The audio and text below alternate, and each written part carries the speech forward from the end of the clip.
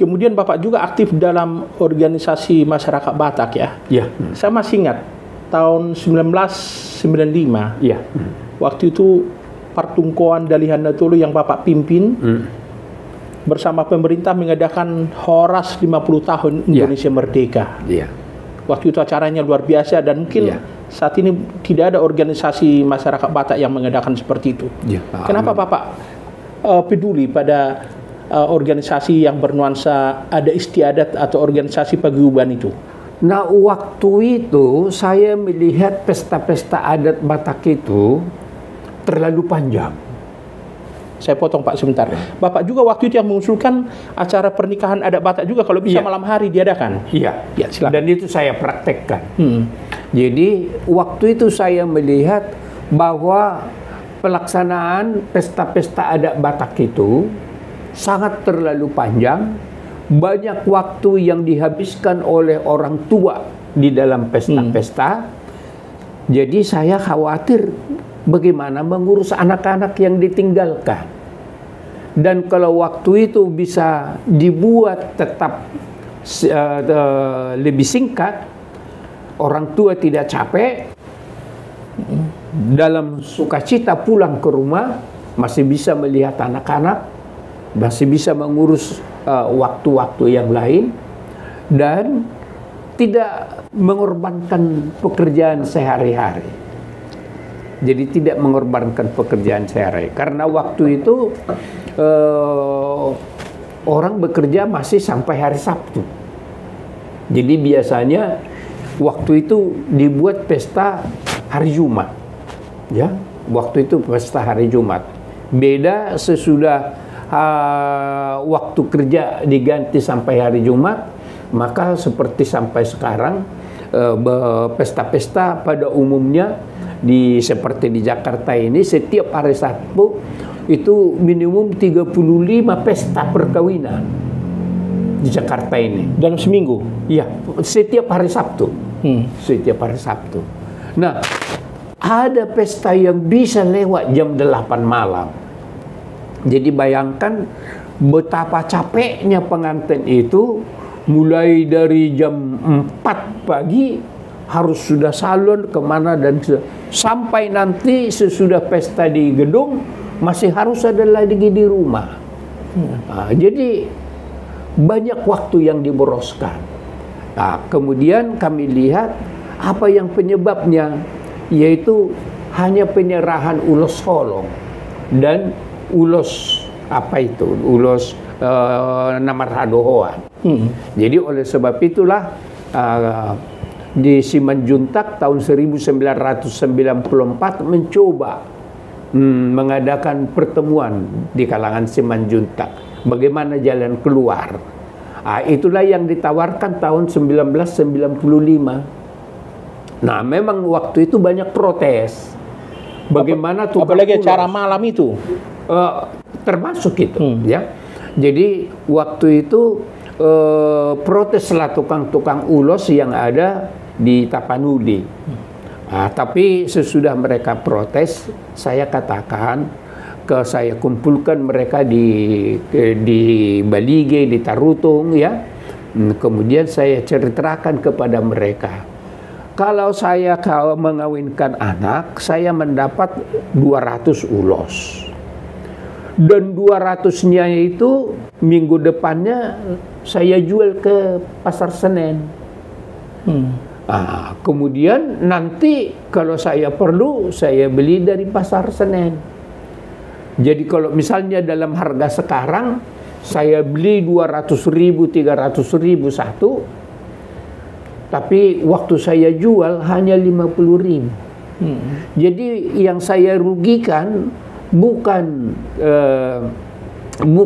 penenun ulos, hanya pedagang saja. Saya minta maaf kepada pedagang, jangan dihujat saya dengan itu. Jadi, tapi kalau untuk penenun ulos, saya katakan ulos mulai dari sekarang tidak boleh hanya untuk adat, tapi boleh dibuat untuk berbagai macam.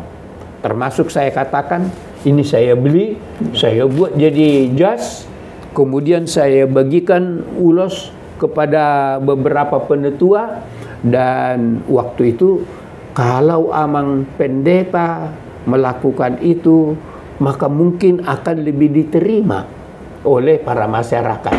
Jadi saya dorong para pendeta juga, bahkan beberapa pendeta saya berikan bahan ulos ini, kemudian dipakai.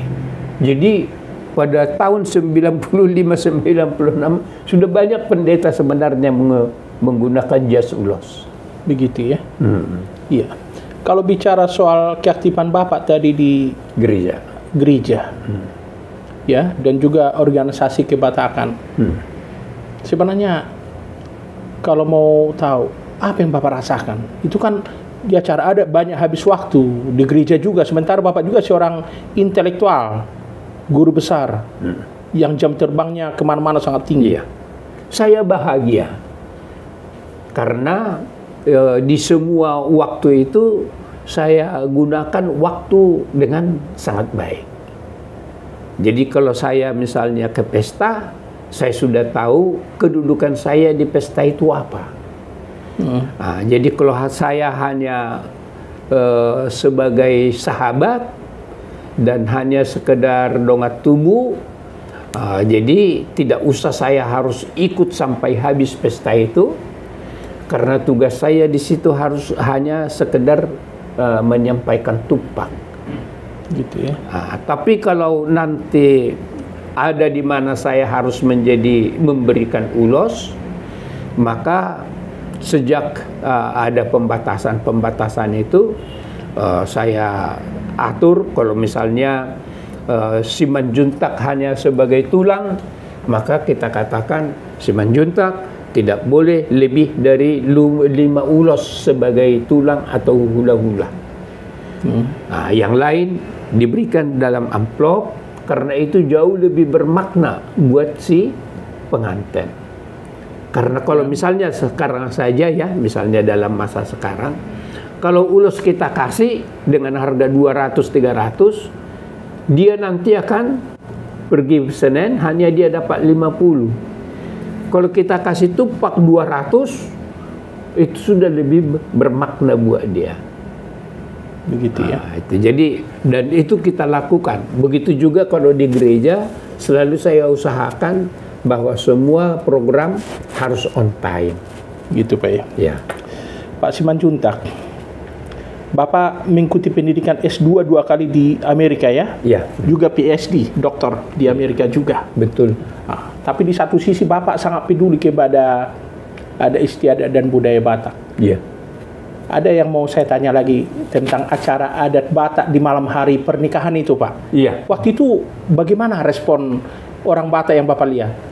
Waktu itu memang nggak ada yang mencoba. Jadi saya waktu itu selaku dirjen melakukannya.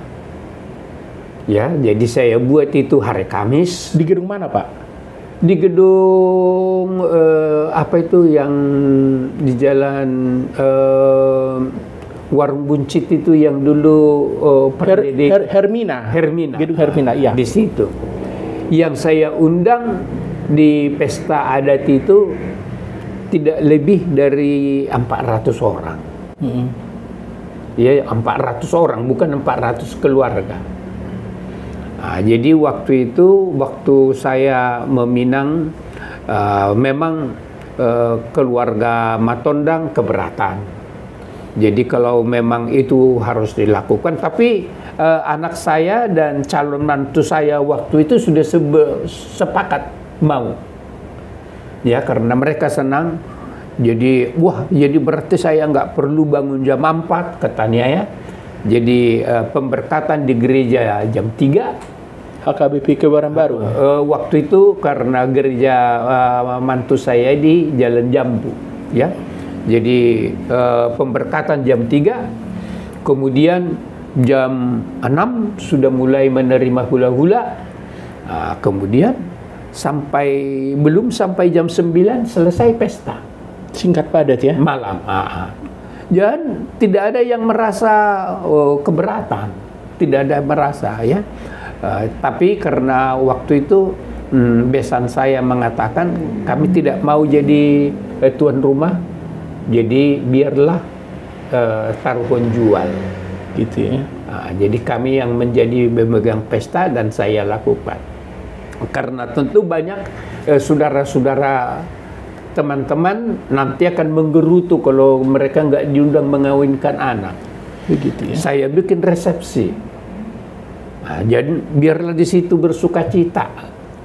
Gitu ya. Jadi saya buat resepsi karena mereka juga datang ke pesta adat sebagai apa dia di situ kan kurang ya. Misalnya kitalah seperti John Romonte sekarang. Hubungan kekeluargaan sebenarnya bisa ditarik-tarik ya, selalu ada. Saya undang ke pesta adat. Di mana tempatnya? Tapi sebagai sahabat tokoh Narwastu, saya undang ke resepsi pas. Ya kan begitu ya. Dan tidak ada waktu yang terbuang-buang. Iya. Itu. Jadi itu dan waktu saya mengawinkan buruh saya buat juga sama halnya itu. Malam hari 300 orang. Dan waktu itu itu mau dirubah menjadi LABB, Lembaga Adat Budaya Batak, kepada mereka waktu mengatakan, dan itu sudah di pedoman buku adat sekarang juga. Dan saya katakan penguruslah yang memulai supaya boleh pada malam hari. Karena sekarang agak ada susah ya. Misalnya tiap minggu saya bisa menerima undangan 3 undangan perkawinan. Itu hari Jumat jam 1 biasanya? Hari Sabtu. Kalau hari Jumat jarang sekarang. Ada mungkin sekitar 5 sampai 10 di Jakarta ya. Tapi kalau hari Sabtu itu sekitar 35-40 pesta adat. Jadi 3 pesta ini harus saya ke. Jadi itu kan bagi saya menjadi kesusahan, dan bagi mereka juga tidak, karena saya nanti untuk pesta pertama hanya pergi ke gereja nyalam. Untuk pesta kedua hanya menerima tupak. Kemudian mengejar untuk pesta ketiga menyerahkan ulos. Begitu ya. Jadi tidak kita nikmati kedatangan kita itu. Gitu ya. Ya, tidak kita nikmati kedatangan kita itu. Kalau itu dibuat di hari Kamis juga sebagian, hari Rabu sebagian, wah, kita bisa orang kantoran. Sekarang orang kantor kan susah. Kalau disebut ada sidik jari lah apa begitu ya. Jadi sebenarnya kalau dimulai seperti itu, kita tahu kan ada yang pesta sampai bisa jam 9 malam. Bahkan lebih ada ya yang pesta. Tapi setelah acara anak bapak yang mengadakan di malam hari pernikahan adat Batak itu, setelah itu masih ada? Enggak ada yang mengikuti. Itu yang saya. Jadi ini sejarah ya di kalangan masyarakat Batak ini. Jadi itu yang kita prihatinkan. Begitu ya. Baik, para sahabat Narwastu, perlu juga saya sampaikan, beliau ini luar biasanya memberikan perhatian kepada acara adat Batak. Bagaimana supaya waktunya tidak bertele-tele, tapi diadakan tanpa kehilangan makna dengan waktu yang singkat.